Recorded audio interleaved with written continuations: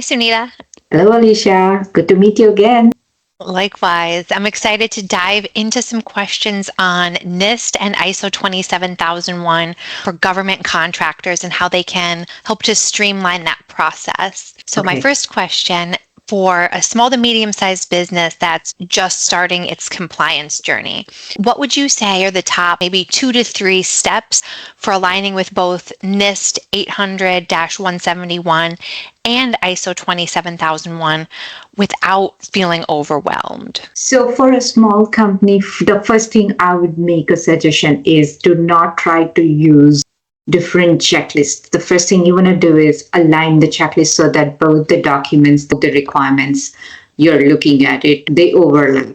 Find those overlaps and work towards it. And select the controls that are the basic, like the access control, and then go towards the basics and identify the evidences for it as you do both the standards at one time, as opposed to trying to do them at different times. Because it's going to be burdensome effort because the same controls apply. That's going to be my number one suggestion.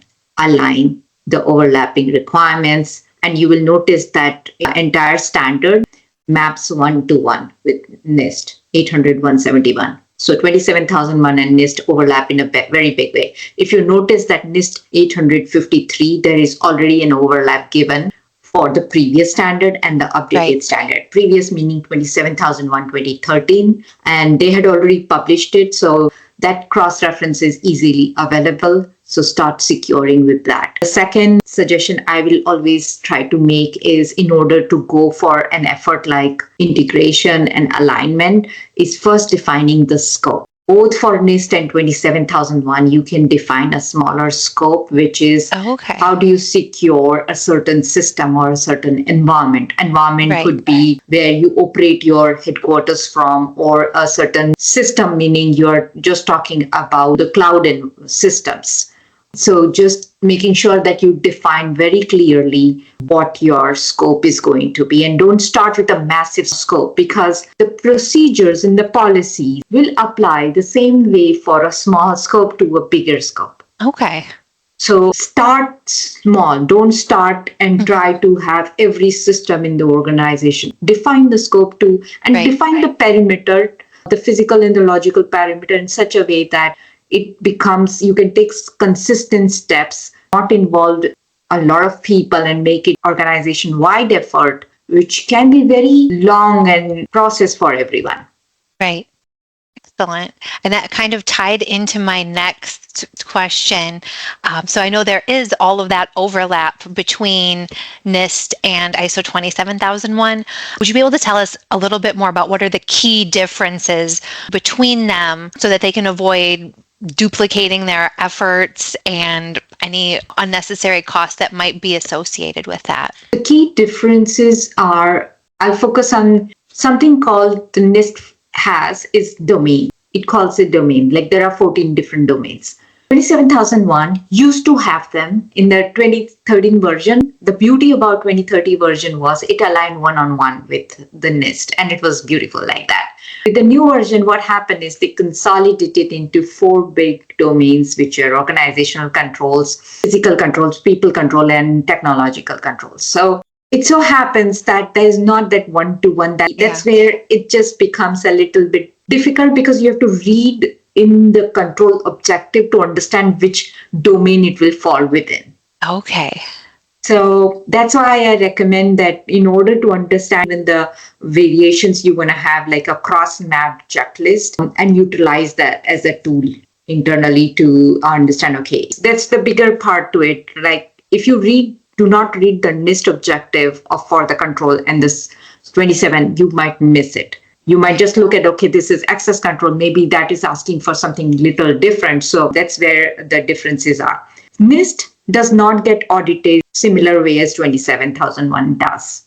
27001 is an auditable standard. So it gets audited by a third independent body, and we call them certification bodies. And also you have to do an internal audit. For NIST, you have to do something like you create something called an SSP, which is System Security Plan. If you are not meeting some requirements, you just generate a POA, which is Plan of Action and Milestones, and you work towards meeting them. So for NIST, it becomes a little, I wouldn't say harder, easy. It just is a process where you can make continuous progress. And ISO, because it's an auditable standard, you do get findings, and there is also a lot of cost involved. Okay. Because you have to engage different stakeholders. You have to go through this cycle. Both the standards do have annual, NIST requires annually, there is a list SPRS system. You have to update that score. 27,001, the cost is associated with external agency helping you perform the audits. Okay. So that's the bigger difference I see, that both of them. Procedural wise, NIST does not require way too many procedure, but it is important to show if you implement anything, you have to show from a procedural standpoint. Important in terms of documentation is 27,001 does require policies, procedures, statement of applicability. You need to also secure internal auditor training if you want to do the internal audits yourself, to get a better sense of the standards. So there is that additional requirement. Okay. Excellent. That makes sense. So it sounds like it used to be a lot easier, but then with the recent changes with ISO 27001, it made this matchup a little bit more difficult, where it's not quite as easy as it used to be with these two standards.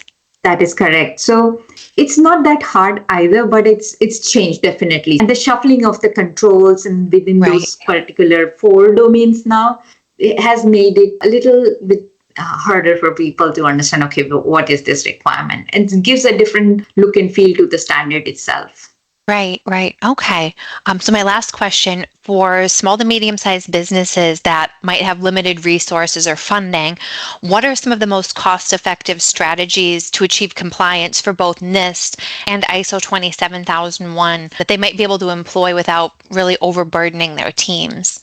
So some of the basic things that I would recommend is going to be within the technological controls and the organizational controls, which would be to make sure that you at least define the policies, keep the policies similar for both the NIST and 27,001. Define as many of these policies as possible inside and train the people. Identify the need of the tools and evaluate the risks. A lot of organizations are under the impression that they have to secure the expensive tools or the SIEM systems, and that's not the case. Like for incident management, if you do not have like a Jira software or any cloud services, you can do these efforts yourself, employ till the time you can engage a tool. You can keep an Excel log, identify what are the incident triggers, and keep that record. Same goes for corrective actions. If you do not have the avenue of going and identifying MSP, you're doing all the IT activities in-house, take your time to understand that these logs, and you don't need those fancy logs. You can pull these logs from the systems you have. You have 365. You can pull the logs from 365 and just show the permission levels from there. Not having a SIEM system, you can set up certain alerts yourself, and that is what can be monitored. Do periodic checks. That may be little effort from your team, but this idea that you need to have these expensive systems or subscriptions or tools to monitor, that's not a need either from NIST nor from 27,001.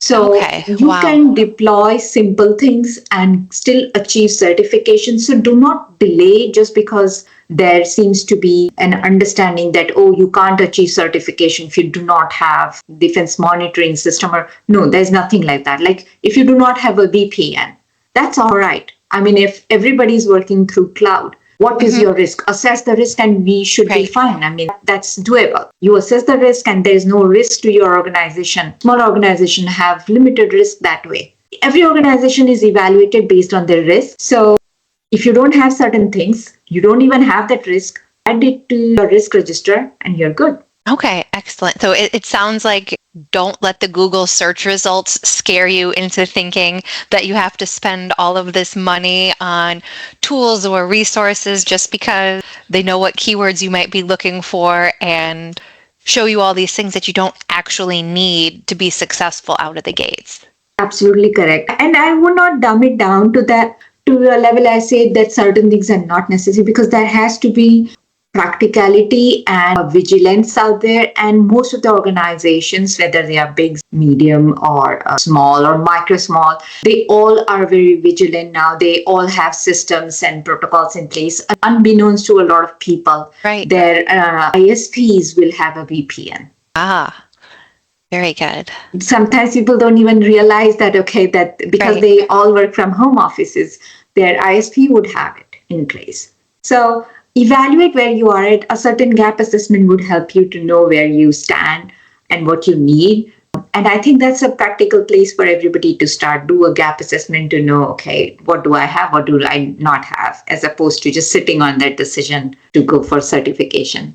Definitely. That sounds like an amazing first step that's really easy and accessible and helps you understand that larger landscape. So I think that's brilliant advice of get a gap assessment to start. Absolutely. Well, this has been very insightful today, Sunita. Thank you, and I look forward to continued compliance conversations. Absolutely. Until next time. Thank you, Alicia. Okay. You're welcome. Bye for now. Bye.